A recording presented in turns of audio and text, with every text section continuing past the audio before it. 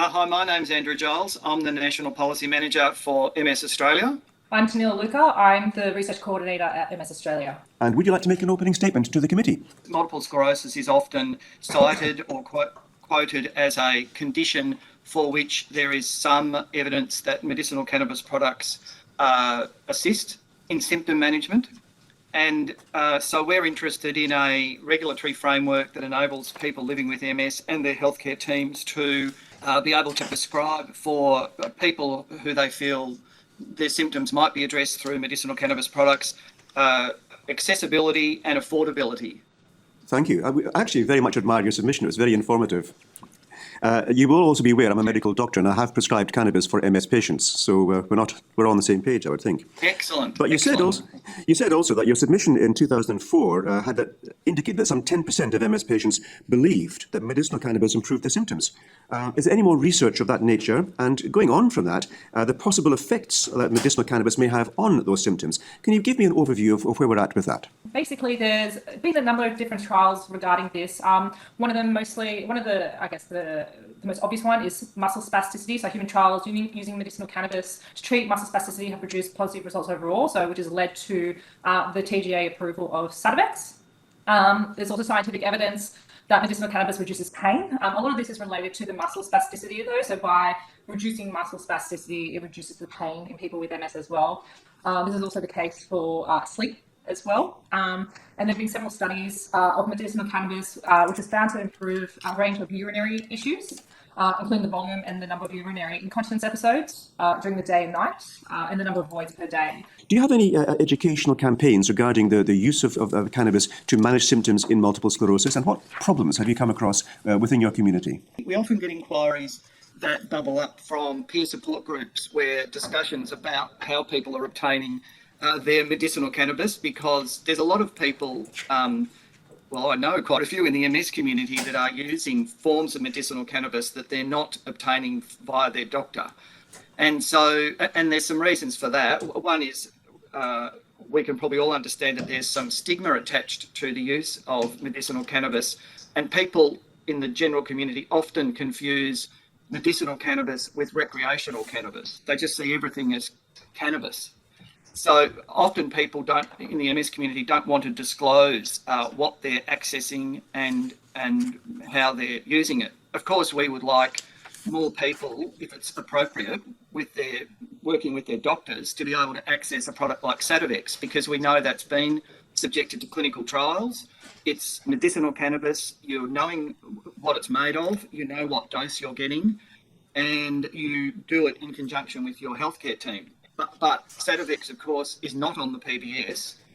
I think it's actually the only medicinal cannabis product that you can actually buy off the shelf in Australia with a prescription from your doctor.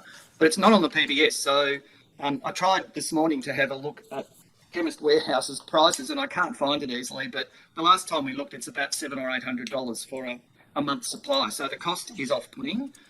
But the other thing that a lot of people with MS tell us is that as soon as they find out they can't drive, if they're going to use Sativex or any other cannabis product, but Sativex in particular, that puts people off.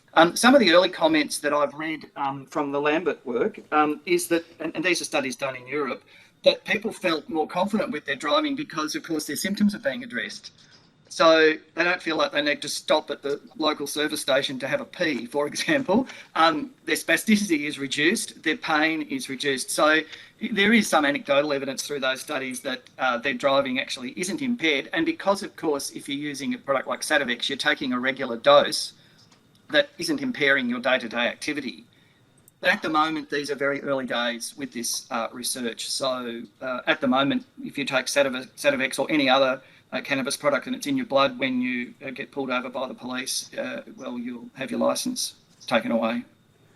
Even if you've got a prescription with you. If I could ask Sue, in this particular context, with the Western Australian particular context, has there anything been reported to you, negative effects of people with MS using cannabis suffering adverse consequences from driving, for example?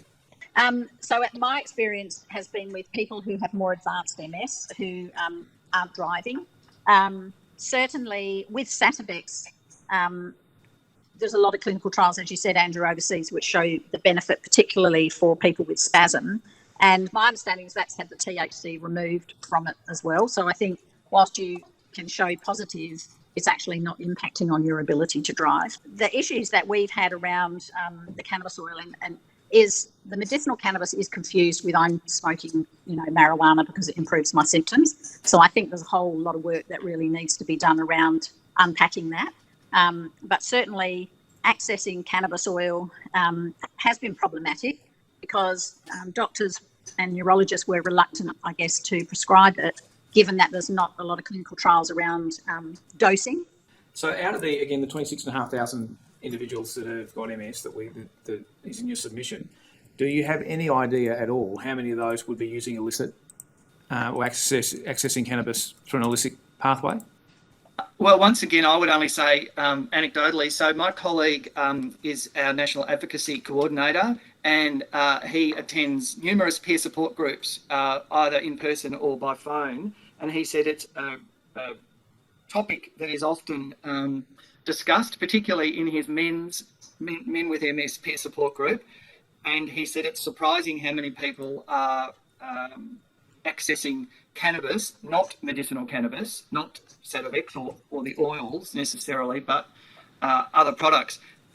So he said it's often discussed, but this is anecdotal. And one of his concerns, which is our concern, of course, is if people are smoking to get their cannabis, because smoking is not good for MS. We encourage everyone to give up smoking, and we don't want people getting their cannabis by smoking.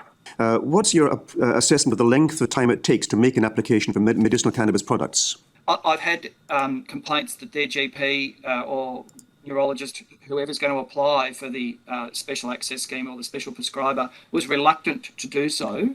Well, but I haven't actually had people complain about the time. Well, that takes me to the next point here, the lack of knowledge and or the reluctance of healthcare professionals to actually prescribe. Any comments on that?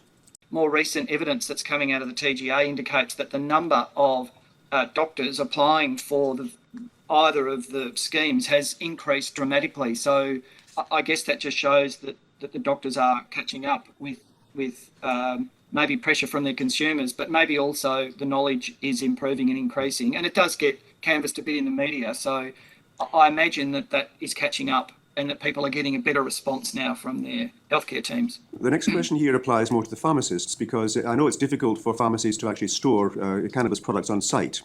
So do you have any feedback on the time it takes for pharmacists to obtain the medication? I don't. I haven't had that raised with me.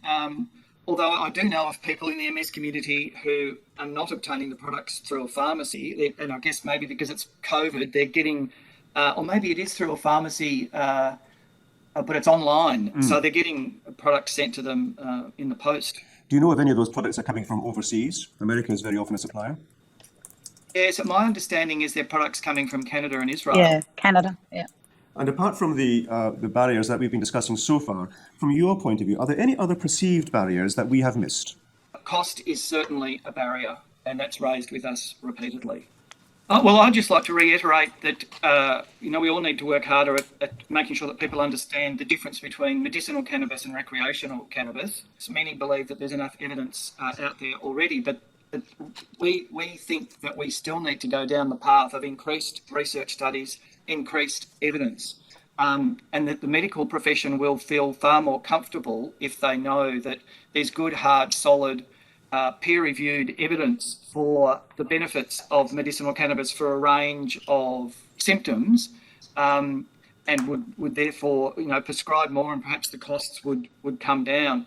But reducing the stigma associated with medicinal cannabis and improving society generally, but particularly amongst decision makers such as yourself, in being very clear about what we're talking about is medicinal cannabis. The only other plea that I would have is that you look to what has happened in other jurisdictions, so that there is some national consistency that might reduce confusion and amongst the general community, but certainly amongst the MS community and healthcare professionals, so that we have a bit more of a standard national approach.